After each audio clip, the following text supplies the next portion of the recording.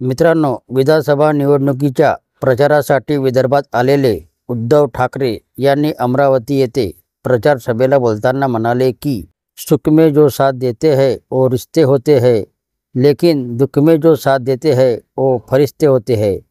तसेच ते म्हणाले की पैशाने रस्त्यावरचा माल विकत घेऊ शकतो, पण माणूस विकले जात नाही. आणखी काय म्हणाले, चला आपण ऐकून घेऊया. सुख में जो साथ देते हैं वो रिश्ते होते हैं, लेकिन दुख में जो साथ देते हैं वो फरिश्ते होते हैं.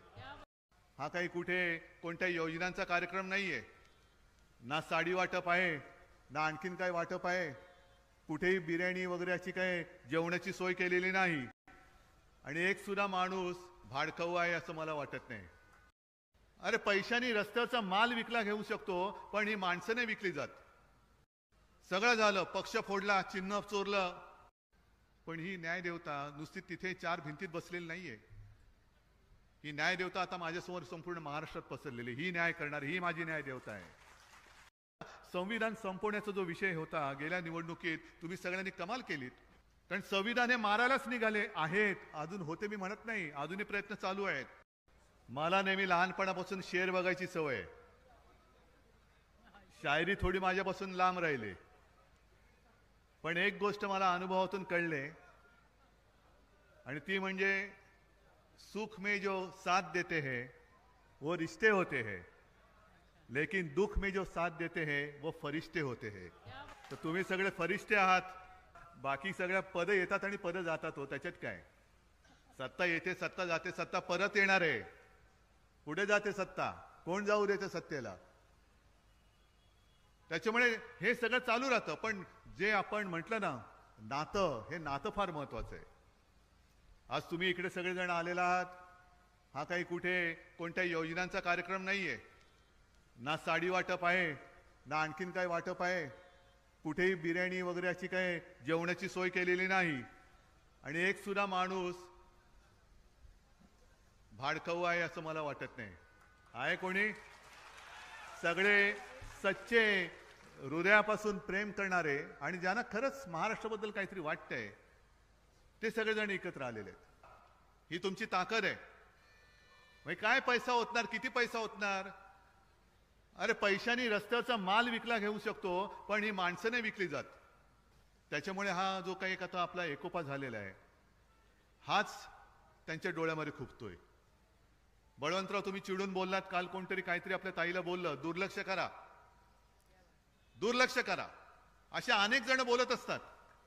जर आपण गेलो तर अनेक जण असे बोलत असतात, फिरत असतात. बोलू द्या, लक्ष देऊ नका.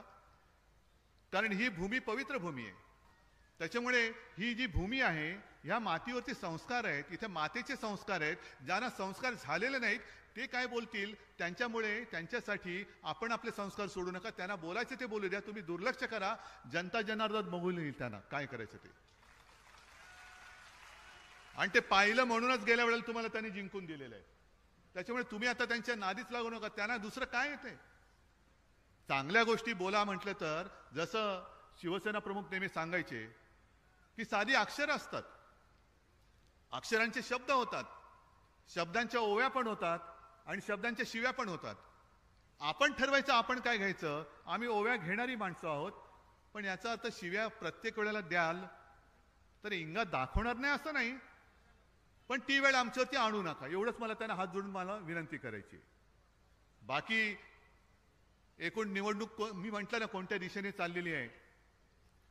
सगळं झालं, पक्ष फोडला, चिन्ह चोरलं. मी असं ऐकलं होतं की येत्या 8 तारखेला आपल्या म्हणजे शिवसेनेच्या नाव आणि चिन्हाची सुनावणी होणार होती. आणि 2 दिवस आधीच मी म्हटलं की आता बघू 8 तारखेला सुनावणी होते का बतावणी होते. झालं, पुढे गेली. काय कसला तमाशा मांडलाय. न्यायाचा तमाशा आहे. सगळा खेळ, बाजार मांडलेला आहे, बाजार. खरं म्हणजे न्यायदेवतेबद्दल आम्हाला आदर आहेच, न्यायदेवतेबद्दल आहेच. आता नवीन तिची जी काय एक मूर्ती आणली, तिच्या डोळ्यावरची पट्टी काढली. आम्हाला असं वाटतं की आता तरी त्या न्यायदेवतेला कळेल की ज्या देशात मी न्यायदेवता म्हणून बसले, माझ्या डोळ्यात देखत लोकशाही चिरडली जाते, लोकशाही तुडवली जाते, लोकशाहीचा खून होतोय. पण ही न्यायदेवता नुसती तिथे चार भिंतीत बसलेली नाहीये. ही न्याय देवता आता माझ्यासमोर संपूर्ण महाराष्ट्रात पसरलेली, ही न्याय करणारी, ही माझी न्याय देवता आहे, ही माझी न्याय देवता आहे. नाहीतर सगळी मोठी मोठी माणसं ते काय वाटतील ते बोलतील, तुम्ही नाही बोलायचं त्यांच्याबद्दल. अहो पण आम्हाला न्याय पाहिजे, न्याय पाहिजे, न्याय मागतोय आम्ही, हक्क मागतोय आम्ही, पण त्याला सुद्धा विलंब लागतोय. मग कशाला ते कलम केलेत आणि कशाला संविधान संपवण्याचा जो विषय होता गेल्या निवडणुकीत तुम्ही सगळ्यांनी कमाल केलीत.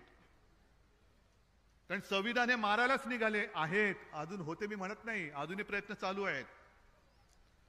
संविधान तुम्ही मानणार नसाल, संविधानात लिहिलेल्याप्रमाणे जर तुम्ही वागणार नसाल तर उपयोग काय त्याचा. व्हिडिओ आवडला असेल तर चॅनलला सबस्क्राईब करायला विसरू नका. जय महाराष्ट्र मित्रांनो.